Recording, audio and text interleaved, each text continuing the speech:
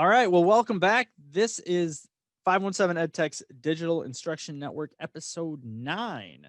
And today we are joined by Elana Waugh, who is a K-1 STEAM teacher at Wilkshire Elementary in Haslett. We're also joined by Hadley Pentilla, who's a grades 2 through 5 STEAM teacher at Murphy Elementary in Haslett, and Stephanie Horwath, who's a 2-5 STEAM teacher at Raleigh Elementary in Haslett. And today we want to talk a little bit about STEAM. You notice that those are all STEAM teachers, and they make up the STEAM team at Haslett, the K-5 STEAM team. And what's really interesting about STEAM is that STEAM sort of rests on this idea that kids are going to have their hands on things. They're going to have their hands on paper towel rolls, and they're going to have their hands on tinfoil, and they're going to have their hands on scissors, and there's going to be glue, and there's going to be all kinds of interesting things flying around, and things being built, and holding structures, and all kinds of interesting stuff. That's tough to digitize. So what we want to do today is talk a little bit about how they are approaching their STEAM teaching and learning, asynchronously, and what that looks like from a day-to-day standpoint. We're going to talk about some lesson design and let them share a little bit about how they're handling some of that stuff. We're going to talk about how they're having to engage sort of the whole family with this. If you think of how STEAM looks, it's hard to do in isolation. So getting everybody on the same page, we're going to let them talk about some of their challenges and also some of their successes. So I think we've got a really interesting conversation coming up, and something that we can really look at as a model for the ways that we can maybe still do some problem-based or project-based learning, knowing that we're kind of spread out in remote and hybrid settings. So the STEAM program in Haslett is not a new thing. Why don't you describe a little bit about the program that you sort of were involved in before COVID came and did what COVID's been doing to a lot of programs? Yeah. All right. So this is our 5th year with STEAM in Haslett in the DK through 5th grades. We had an open slot in our creative arts, so we decided to build this program that really promotes creativity, problem solving, collaboration, communication, and make it as hands-on as possible. So all of those things that kids love to do and make messes and build and do Legos and problem solve, we wanted to give them a space and an opportunity to do that on a more regular basis, not just in science when there's an investigation or an experiment. We wanted to try to create that more authentically throughout their education. And so they have STEAM for an hour every 4 days in their creative arts rotation. It's a little different at Wilkshire, but it's a program that we have developed kind of all around the engineering design process. So this process of solving problems and challenges, no matter what that challenge or problem is.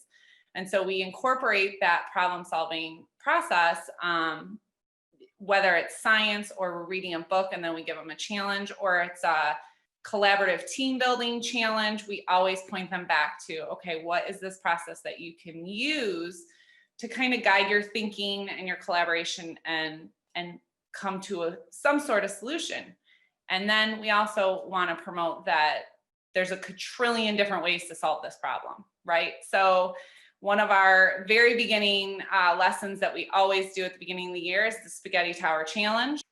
We talk about right off the bat that there's no right way to do this. They're all going to look different. And so that kind of opens it up to a chance to take risks in a comfortable environment, so they know, all right, we might fail, it might not work, but here we go.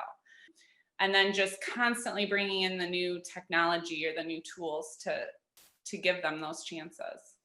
There is not a single right solution, but there is probably a process that everybody who pulls off a successful solution will follow, or at least will mostly follow. Like it's very rare that you're going to find someone who completely doesn't follow some semblance of a problem solving process where they kind of vision out what the success criteria are, and then they kind of make a preliminary plan, and then they do a little testing, and then they iteratively improve over time, and then they finally have something that they're happy with. And the nice thing is they're learning this at the DK level. So by the time they get to us, they know that vocabulary, they know the process. And so we can then put it into our challenges, or they'll say it when they're, I hear my own kids saying it now, when they're at home building Legos, they'll say, oh, well, that I tested that and that didn't work. So let's try this. And so I think that it's really nice that we have that continuum and that we're all using that common vocabulary throughout the program. So that helps support that too. I think that's played a huge part.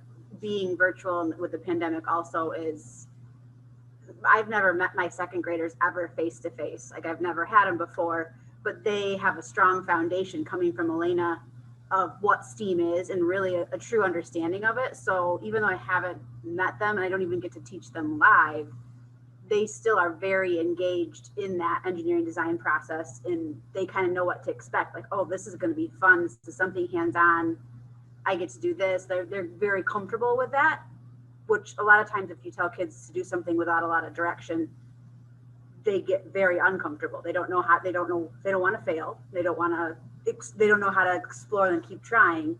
And they kind of already have that with them coming from that lower, which is, I think, been very helpful this year. One of the things that I noticed when we were in person with my kindergartners is which kids at home have just explored random materials, those paper towel tubes, just random paper and tape and that stuff. Because you will have kids, like Hadley said, who are afraid to fail. And I would have kindergartners who would sit there and be like, I don't know what to do. And there'd be other kids who were like, well, this is what I've done at home before. And throughout the year with the learning, especially in kindergarten, you see this mind shift from those kids of, I don't know what to do, to those problem solving skills. I think that is the biggest thing I see in kindergarten is the shift in their thinking. And then that starts, carrying on into other things that they are doing. At the DK level, I see DK when we're in person every other day for 30 minutes. And 30 minutes is a really short time when you're used to having kids for an hour, but at the DK level, it's really just about exploration. It's so open-ended. And as the year goes on, I'll start giving them some more and more simple challenges, to kind of prepare them for kindergarten. It's the same thing with kindergarten. We do so much exploration of just the materials that we have in the room. And when I feel like they have a good grasp is when I start doing those challenges. And I don't teach the engineering design process to kindergarten, but they know that engineers plan and they create. And that is what I want to hammer in their head before they get to first grade, where then that's when I really delve into that process. And so it's a nice scaffold. And I feel like when they leave here at the end of first grade, STEAM is one of their favorite creative arts, and they're so sucked into it that they get excited. And we talk about all the stuff they're going to get to do in second grade when they go to Murphy or Raleigh, and they just get excited. And I think you have to have that buy-in. And that has been the hardest part for me for DK and kindergarten this year virtually.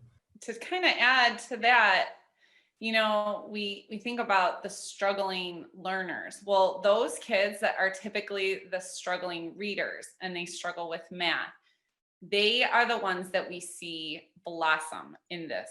They are the first ones to say, all right, let's get going. Let's build. Let's add that. And what about that? And do we have one of these? And they'll just go, go, go, go. It's, sometimes it's the highest achievers in those other areas that want a formula. They want 1 + 1 = 2. And that's how you're going to build your tower. That's how you build this bridge. And so I think the other neat thing is that which is hard in this virtual space, is we get to see those kids that typically are the ones that are struggling, and they get to be the leaders, and they get to kind of step out and say, nope, we can do it this way, or this might work, or I've done this at home, and those high achievers, they're probably achieving high virtually regardless. And so this is kind of that opportunity that when they come to our class, those strugglers can excel and be a leader. It seems like a lot of the foundational practices you've embedded in the STEAM program are really skills that can translate throughout, various content, but also just throughout life, right? You're building skills like becoming an innovator and having a growth mindset and, being comfortable in that that place of learning where I might fail, but I'm going to keep trying again. And so these are really, really crucial skills for kids to learn. And it's amazing that, you're starting this off at such a young age and then building upon it. So I think we all can agree that this is a crucial class and crucial skills that we're building here. But how have you taken this approach to an asynchronous manner, right? It's got to be more of a struggle to create buy-in from all stakeholders to say, there is a crucial or this is a relevant and really making it a priority for kids to attend and practice and that sort of thing. And then also making sure that, your students that have already, built upon these STEAM skills to keep enhancing that and to not stifle that growth, even if you are in a virtual setting. So have you approached kind of that transition from being able to do it in person to asynchronously, I believe, once a week, right? I want you to try and craft a message that markets to parents. I need you to let your kids rummage through your recycling and make a mess. And I've got a couple of kids who know how to rummage through the recycling and make a mess, and they don't ask for permission. And I will tell you that it is not always easy to appreciate the learning that just happened when you walk out in your living room and see that someone's wearing a box around, but it means that there's 95 little itty bitty little box shreds all over the carpet.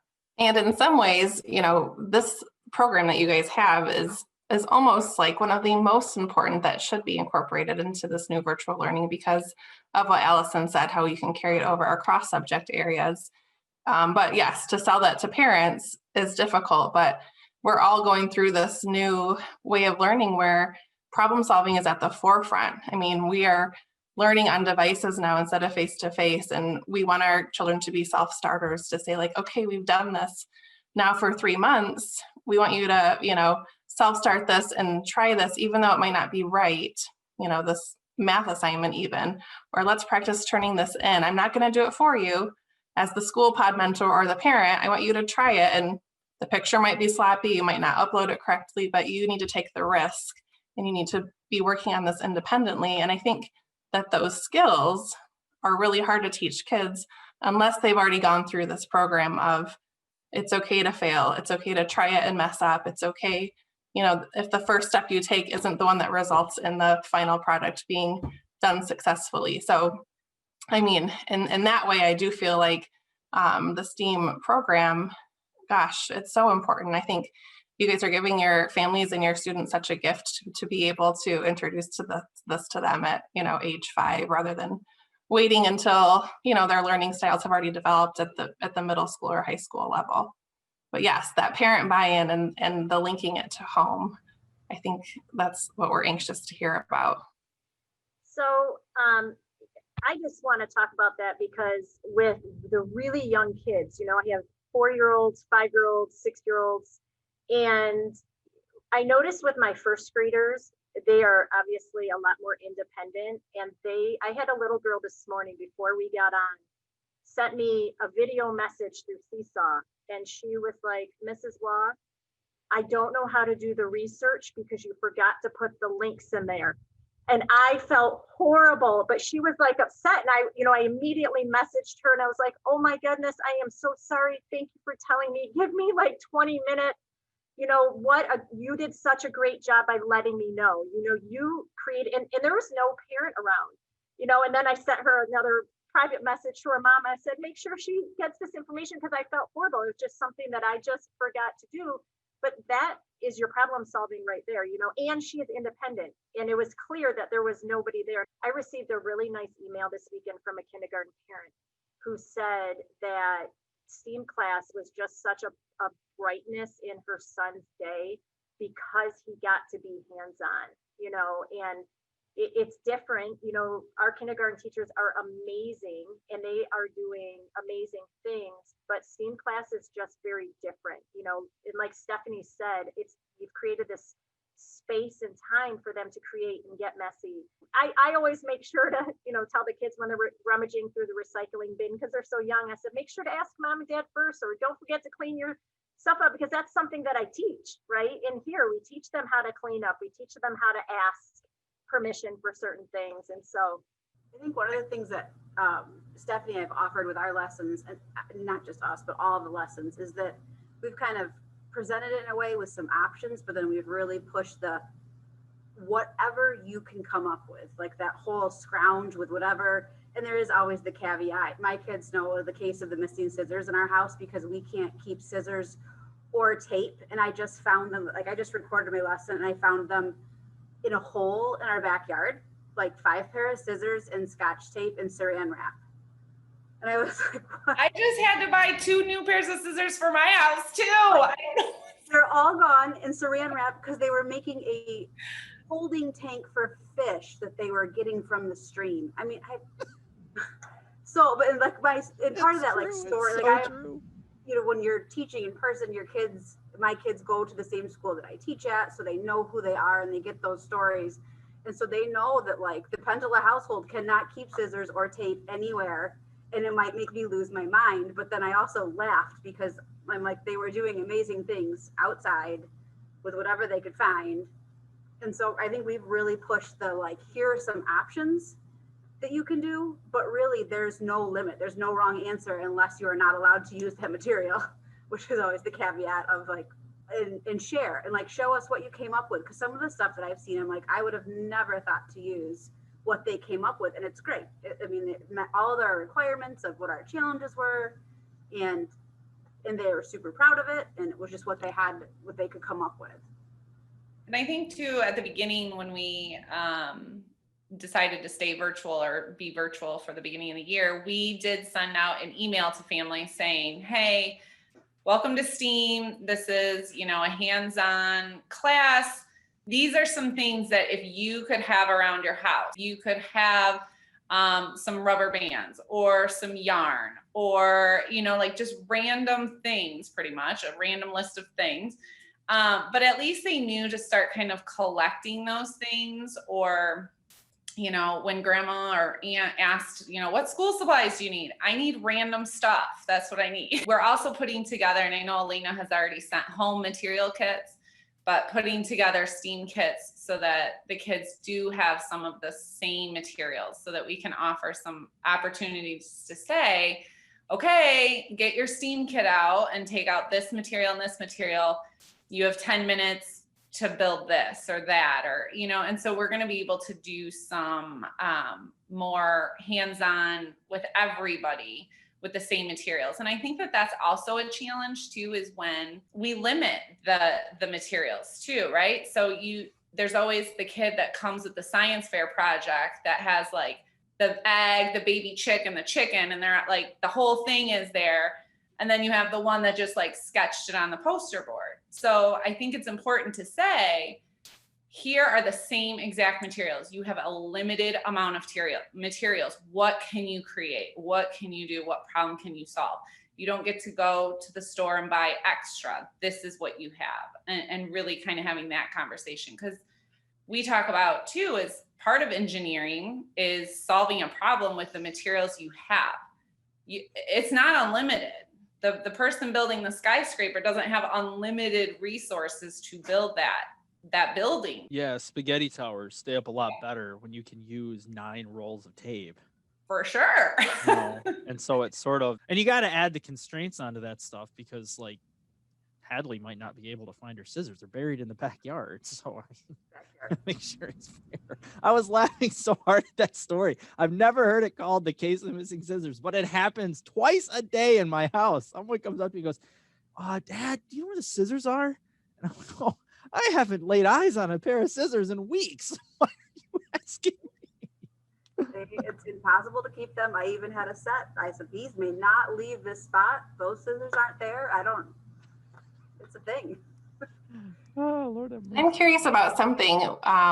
on this subject, but when we're in person, and we have the same set of materials, we're always, even as adults, we're looking around and saying like, oh, well, that's a good idea. I'm going to try that too. Or, my gosh, their tower is huge. How do they do that? Oh, it looks like their base is wider. So you're asynchronous now and you're at home.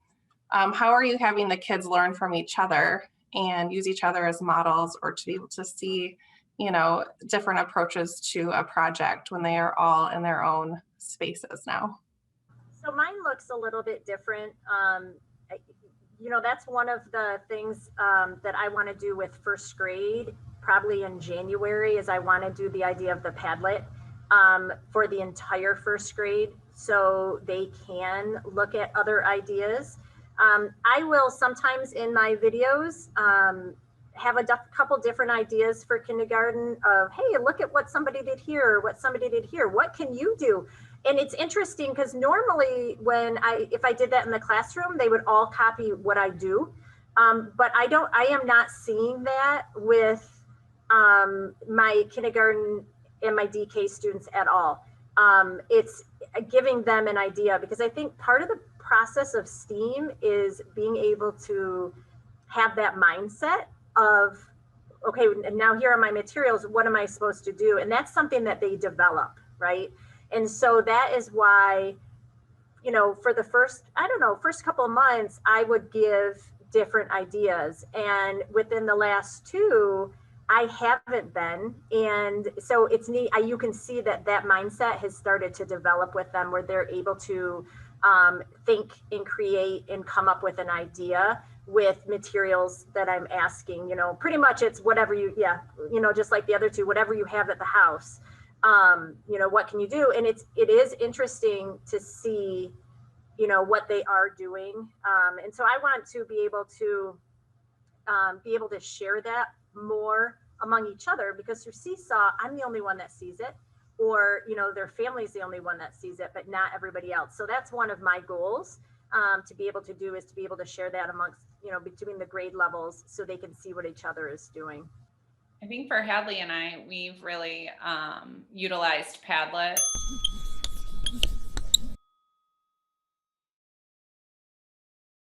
We've done some where they've had an opportunity to post together. So we've had Murphy and Raleigh kids sharing and posting what they're creating, which has been really nice, because I get to kind of see it. I'll say, oh wait, that's Murphy. So, and it's huge. There's 700 postings to this. So it's a huge space for them to go to and kind of see and comment and things like that. So I think that we've really kind of hooked into Padlet as a sharing opportunity and an opportunity for them to learn from each other. The last one we used, I noticed there was more comments like with other students also, like, wow, I really liked how you did that. Or one student was like, how did you do that? Like, it was something that clearly looked different and they wanted to know more information about it. I've also been toying with I haven't done it as a full assignment, but a virtual like building room of like kind of virtual building blocks of Legos that are out there. I don't always like to do that because I would rather them be like actually using and building with their hands. But it wasn't my idea, I saw from another teacher how they had shared one slide with 3 students and they could build together virtually. So like they could all be on the same slide, moving these bricks to try and build a bridge. And it was I haven't figured out how to roll it out in the capacity of that we see every student in the building, the logistics of that, but that collaboration piece of being able to do that and still like be on together and figure out how to make a plan and do it. And so that's something that I'm hoping this winter we'll kind of have a logistics of like, how can we make this work? Maybe it's only 1 grade level. It might only be a 5th grade level type of thing to start to get used to it, but just so they could still have some of that collaboration. Because that's, I think, one of those pieces. You can see people who have across grade level siblings, they're getting that at home with STEAM, but if you don't have that collaboration that you really get when you're in the classroom. Well, that sounds like making a plan and testing it to gather more data to see how effective the plan is.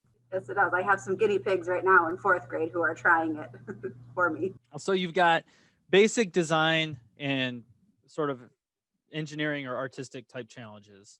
You're making them open-ended. At times, it sounds like you're allowing the students to take advantage of whatever they have on hand, but also there are times when it sounds like you're trying to standardize. One of our examples is and I know Elena does this a lot too, is we try to read a book. We try to tie some sort of literature piece to our lessons. We do that both when we're in person and virtual. So it's kind of something that we've been able to, and I think that there's a buy-in too. I mean, we might use some very common stories like the Three Little Bears, and then they have to take a stuffed animal and build a chair for their stuffed animal out of material. So we're trying to tie in, but one that we did was the leaf man. And so we hit science standards and we talked about leaves and photosynthesis, and then we did art projects. And so, and then we asked them to go outside if they were able to and collect materials. And then we also offered everybody a digital leaf creature. I think what we try to do is offer many different ways that they can be working on a project that's connected to what we are teaching them. So we know that not everybody's able to go outside and take a walk, or, we know that they are sick of the computer and they don't want to do the digital leaf man. So I think just offering a variety of different activities that are all focused in on that topic and that concept and those standards. Because they were going to be on the computer for a really long time, who knows how long, I started off with my digital citizenship and what are some rules that we have in the STEAM classroom when we're using, devices. And I haven't focused on, the technology piece so much. And I have this little fuzz bug here. So my DK kids and kindergartners are learning how to code. And it's not on the computer yet because I scaffold it. And I have a series of books. It's called Hello Ruby. And she is a coder. And it's like a chapter book with pictures. And so I read them, first chapter, and we talk about how coding is really just following directions. So I'm going to code you right now. I want everyone to stand up, put your, and I'm giving them different moves so they understand the idea of what it is to code. It's like a big game of Simon Says. I mean, what is coding aside from Simon Says? Well, and I also told them, I said, when mom and dad ask you to do something, they're really coding you, trying to get that buy-in, because I would code them into line, trying to get 25 kindergartners into line and ready to go and lined up for their teacher in their right order. And so when you put that little twist of, okay, I'm going to code you, let's see how well you can follow this code, it really makes a difference. It's that little buy-in piece, I guess. And then I have had a grid sheet, but they go through, okay, so I have this grid and I have to start here and end here. And, we talk about the different commands to make this little guy move.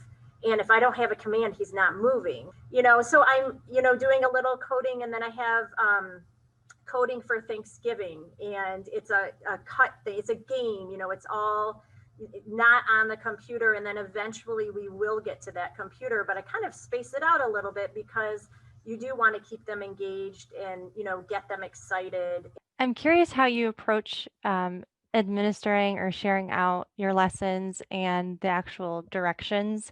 What length of time do you have, and if you're creating videos, how long do the tasks or activities take for the students, and then how do you provide feedback in an asynchronous environment to students? STEAM is 60 minutes. Now, obviously our lessons, we don't talk for 60 minutes. And to be honest, they all vary because, at the beginning, it was more of a introduction, this is STEAM, or when we did the engineering design process, for us, it's more of a review. Like, remember this? Now we're giving you 3 challenges, go practice it. So for us, that kind of varies. Now, I will tell you that this week's, it's long because we're introducing coding. And so, I think my video ended up being 19 minutes or something like that, which is long. And sometimes we split them by grade level. So second grade, there'll be a different video because it's very basic foundations of coding, where my fifth graders, I can kind of skim over some of the stuff because they've had it for 4 years. They'll comment right under and say, Mrs. Horwath, it's too long, or you have to cut this out. I mean, they're pretty honest with what they like and at what point they timed out. But as far as feedback, we try to go onto that Padlet and comment. We comment back to all of them, and it's extremely time consuming, but I think that that's one of the ways that I can connect, or I can stay connected with the students from past years, because we don't have them live ever. So if they don't come to our office hours, we don't really have that live interaction. And so I feel like the least I can do is take a second and comment back, like, great job, or it looks like you took a lot of time, or I like how you used this, or where did you get your idea? Whatever it is, I think that goes a long way with them. And now they're kind of expecting it. So, they'll comment back, and with some students, it's turned into this side conversation about just how is school going? How is your sister? How is, this space where normally that would be like a conversation we would just sit and have at STEAM or in the hallway or wherever. And now it's forming virtually. And so it's not ideal, but that's a hard part for all of us, I think, is that we're used to having all the kids. We listen to teachers and staff meetings, they're like, I miss my 25. And I'm like, I miss my 400. We miss that interaction. I do the same thing, but we have at Wilkshire, we use Seesaw as our platform. And so I'm able to do audio comments to the kids. And anytime I ask a question, I will always receive a reply. I've noticed I have more and more kids who are sending me videos and explanations. And I think they too want that, that communication with us, want that connection with us. As far as my videos, with my DK in kindergarten, I try to keep them short. Like my DK, I try to keep them, under 10 minutes. The longest part of it is usually the story that I'm reading. Same with my kindergarten. It's usually about 15 minutes, with my first grade. So we're just really getting into this engineering design process. So there's a lot of modeling that goes on. There's a lot of stuff that we're doing together. This week, they're doing an activity called Grandma's Secret Code, based off of Little Red Riding Hood. And they have this book, and Grandma has lost her voice, and the whole town learned Morse code the last summer. And so the kids are challenged to create 2 different types of instruments and try out Morse code. But first I had to give them a background on Morse code. And so there was an activity sheet, and we did it together. And so that video was long, like 20 some minutes, but we were doing a bunch of it together, like, go get these materials, let's do this together, and so like Stephanie said, when you're kind of into that, teaching them things that they haven't been exposed to before, I think the videos are going to be a little bit longer until they have that knowledge, and then you can shorten them. So I always feel bad when I go a little bit long and I'm like, oh, I get done and I see how long it is. And I'm like, oh my gosh, can I redo this to make it shorter? But really the answer is no, there's nothing in it I would want to take out, because I think all the components in those videos are important for them. And I always stress, hey, if you are just tired of listening to me or you need a break, just pause it. Or you can come back, the next day and finish this. This doesn't have to get done in one day. And then you will have those kids who will spend 10, 15 minutes on activity. And then you have kids who you can tell spent hours on doing something in multiple days. So I guess that's one of the positive things about being virtual is their time is limitless. They can have as much time as they need and not constrained to the hour of our classroom. Some of the things I've done to help try and get the sharing aspect of you don't get to see what everybody's doing is that we're responding back, which is a huge challenge when you have 100 Google slides coming in a day to respond back, and you see their work and it's really good. Like you're like, this, it's valid stuff that you want to acknowledge, like you really did a nice job, but commenting back that way. I have also, when I start my lesson for the next week, if we've had a Padlet the week before where we've shared, I will quickly bring that up and just kind of cruise through on my video, like, so everybody can see that, like say, hey, this is, remember last week, look at all this awesome stuff that was going on, just kind of a revisit so we can kind of share it one more time that way. I've also started adding like audio, like separate audio clips where you can just click on to hear, maybe it's a direction. So instead of like my videos being so long that if they need help reading like a direction on the slide, there's an audio clip of like our voice saying the directions. So it's kind of cut down a little bit on more content, and you can have more content in your videos and not so much just like directions. Because when I was feeling like when I was putting both those together that it was getting really long. I've also used timers inside my lessons. So like if I were to share slides, sometimes I'll just click a link to a timer in there to kind of, which is a very familiar thing that goes on in our classroom. So like a challenge of like, okay, if you want to do this, here's a 15-minute timer, see what you can do in 15 minutes. In REMC, we have a program called Promoting STEM Through Literature. And it's the same basic idea that you're using where you take advantage of the natural engagement that is a function of storytelling. And then you add a STEAM challenge to it. The Padlet piece is there because with infinity right answers, that can be just dauntingly open-ended. And so every architect who's ever been an architect knows what buildings look like before he or she decides to start building buildings. And some students generally do have a hard time being creative in a wildly open-ended way, and other students do not. And so the students that are ready to start running, they can go. And the students who maybe need to look at one of the several examples that are posted to the Padlet, that none of which bear any more authority than any of the others, which I think is the brilliance of, like when Elana told the story about how she doesn't provide any of her own examples, whether this was a conscious thought of yours or not, the fact that the teacher hasn't endorsed any specific design doesn't take any of those design examples and provide the stamp of approval that hyper focuses some of those kids who need more direction on a specific type. And so they're left to make their own decision. They're left to think things like, could I build that? Do I have the stuff? Do I know how? Do I see how they did it? Does it look like it would be that successful? Is it interesting to look at, or does it look like a jumbled mess? Like these kinds of things. So I just wanted to, I have to share my teaching partner with you. So one of my goals to try to engage more kindergartners, I probably have about 55% consistent participation, is I have this puppet right here. And she is her name is Isabella, and she is in all my videos. So kids will send videos saying, don't forget to show this to Isabella. So one of my goals is to actually learn ventriloquism, because I think if I can do that and they don't see my lips moving, they might actually think she has come to life. She does have a different voice. But I mean, and sometimes she's like full screen so they don't see, and she's talking, and, you know, and it's one of the pieces that I use it if we're in person, and it really just kind of sucks those kindergartners and those DK kids in. You know, by the time they get to first grade, they're like, I know it's really you. I'm like, okay, my lips are moving, of course, you know. And so I'm on this mission through YouTube videos to learn ventriloquism, because I really am hoping that, you know, I could send out like little announcements, you know, almost like little cliffhangers. Hey, this week in STEAM, you know, and I'm there moving, but my mouth's not moving. I'm just trying to find different ways to get more participation, to keep the kids engaged.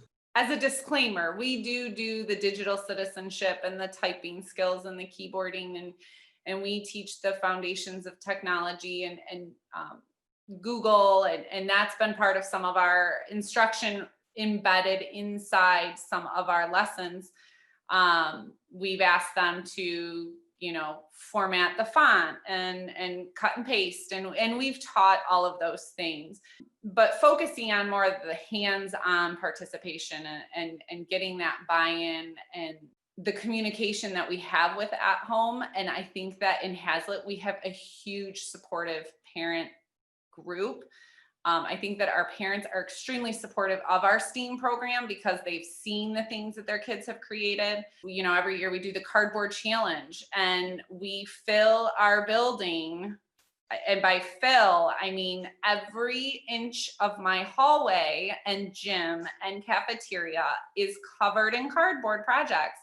But it's amazing. And then the parents come, they go, oh, wow, our kids can really create. And so I think, just constantly putting it back to them and sharing, like, this is what your kids are capable of. And I get that it's messy. The other thing I was going to say is we don't have a puppet. I don't sing typically. Yet. Growth mindset. Yeah. Okay. Yet. Yeah, I'll work on that one. But one thing that we have kind of utilized, which is pretty popular with the virtual, is the Bitmoji classroom. And so we've created a STEAM classroom that resembles our STEAM classroom.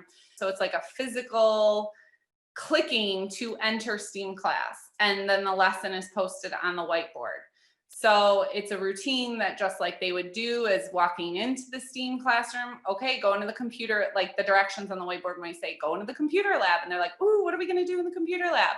And then in there, it allows us to also share resources for people that want to go above and beyond. So we share things like current events that are related to STEAM. So the kid that invented a robot to clean the ocean, that's in there at all different reading levels. So they can go and read. There's a virtual field trip. There's an at-home challenge. And right now we just revamped it. So it's all coding related. So everything that's in there is related to coding somehow. And I've heard back from parents that that's been engaging, because even if they decide, you know what, I'm not doing this lesson today, or I just clicked on play and it's 20 minutes, I'm out, they at least will go back into the STEAM lab. And I know that whatever they're doing in there is utilizing, their creativity and imagination, and they have to problem solve. And so that's another way that we've kind of promoted participation, although it might not be the exact lesson that I've posted, but it's there for them to do. Are you getting, so Elana said she was getting about 55 to 60% participation. Are you guys about there? Are you more? Are you less? Where would you say you are with this standard lesson? I think Ralia is about, for STEAM, I would say we're about 75. Yeah.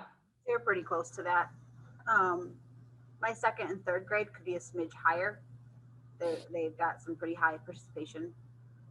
But even my fourth and fifth graders, now that we're in a routine and they've got it down as far as like how to get everywhere and where the lessons are, that participation has gone up as weeks have gone by.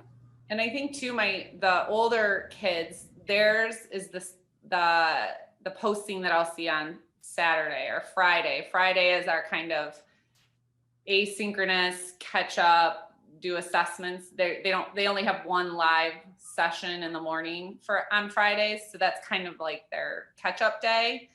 So I see a lot of older kids sharing and submitting on Fridays. So maybe they didn't do it on their actual STEAM day because they were busy with other stuff, but Fridays I see a lot of submissions coming in. All right.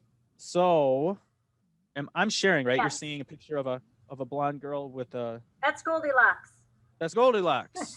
So there are, I think, just 2 activities that I've done the same across all 3 grade levels, because I was just curious as to what it would look like. The first being the cardboard challenge that Stephanie talked about earlier. And the second one was the idea of building a new bed for Goldilocks. And in DK, it was, what materials do you have? Be creative, build your bed. And so this was from DK. I loved it because there's a big, huge pillow for her, but it's very simple. It's the idea of there's tape and it's flat paper, and there she is. She has enough room in her bed. So this was another one that came from DK, and I like this one because there's a little slide on there. One of the things that I actually teach the DK and first graders how to use tape and how to cut tape and all the different ways to cut tape because we use so much tape. And so I did model that in the video. And so, whether or not, obviously it looks like somebody helped with that one. You can go to the next one. This is a first grade. Goldilocks has a canopy bed. So I'm curious if the person who created this has a canopy bed as well. You can see that they use popsicle sticks and note cards. I like her little pillow. Here's another one. It's a bunk bed. So it looks like Baby Bear, well, the whole Bear family's on the bottom bunk, and Goldilocks is on the top bunk. So this one was first grade. First grade, under the research component, we looked at various different kinds of kids' beds. And I had found some really neat ones. And some kids use that as inspiration and some didn't. I like that she included, it's like round, it's note cards, and she has a blanket and pillows. And she's tucked in there quite nicely. And here's one, another bunk bed, and it looks like there's a ladder here on this one, so Baby Bear can get up there. So this one is, you know, a ladder, and how they thought to use this. I'm sure that there was a little bit of help from mom or dad for the posts in there. So I like this. Obviously, you can tell with the coloring and stuff, this took a little bit longer. I think this is the last one. This one looks like a very large bunk bed. I like the way that they figured out how to fold the paper to create the stairs. And here's a triple bed. So you have, and it looks like there's slides that are going down. The problem with STEAM is that oftentimes the specific content is the vehicle for the primary content. And the primary content often is that process orientation, that collaboration, that effective communication, the idea of testing something, the idea of having evidence to back up a claim. Like, I completed the task, and it's nothing for a STEAM teacher often to say, prove it. Show me how you know that you've completed the task. I see you built something there, but does it do anything we've asked for it to do?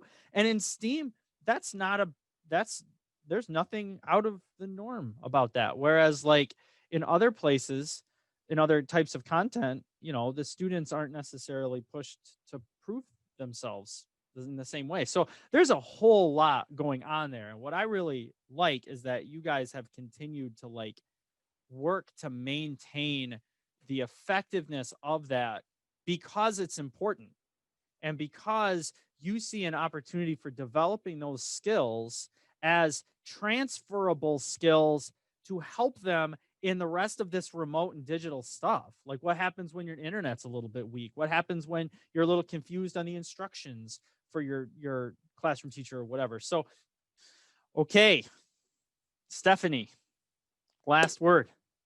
Well, first, thank you for having us and chatting and hearing about our program. But I think at the heart of this, I think that as we're all looking at this new virtual situation, I want us all to keep an open mind that our kids are going to be those innovators and creators and problem solvers. And they're going to be the kids that come out of this resilient, and they can persevere and cure COVID. I mean, these are the kids that these are the skills that we're trying to teach them now, so that the situation we're in maybe won't happen again, that they will be the problem solvers for us. And so I think that that's very exciting that we can help give these skills to them. Allison, last word. I just think this program is really innovative, whether it's in person or online, but I really am impressed with how you've taken what could seemingly have been almost an excuse to be like, oh, this might not work as great, because you're forced to have an asynchronous environment and you don't know your students in a face-to-face environment. But instead, you've kind of taken this opportunity to be more creative yourself and foster that creativity and that innovation with your students, and allowing that STEAM class to, as you said, extend beyond the 30 minutes or the 60 minutes you have at school, but really, you know, expand it into their homes, into their daily life. And that skill set, as we've all mentioned, is going to really transcend into other content areas, but also will support them in, you know, the future and in any endeavor in their life. So I commend you for that, because it's definitely not an easy task, but you're building relationships and you're creating that engagement in an asynchronous environment has been very impressive. Hadley, last word. I just want to say thanks for having me. It's kind of nice to get to interact with adults and people and just have that conversation that we don't always get to have. So it's been nice, and it that helps me kind of refuel those creative energy for me and get those ideas flowing. So it's been a nice talk. Christy, last word. I just think this is great. I think that, right now school is coming into all of our homes as parents. And that's been, for some very difficult, actually for all very difficult, but the positives that we're seeing come out of it are huge. Being able to see our kids do reading and math and science at home, but for parents to be able to see this program in their home, I think is just amazing because they are seeing this different side of their kids and building the foundational skills that are going to be able to be applied across all of those other subjects and into life skills when they're outside playing with friends and something breaks or a problem arises. They're going to pull from their STEM class and say, like, I can solve this and we can fix this, guys. Come on, let's do this together. And so I hope that the value of this program is being seen even more now that it's being brought into homes.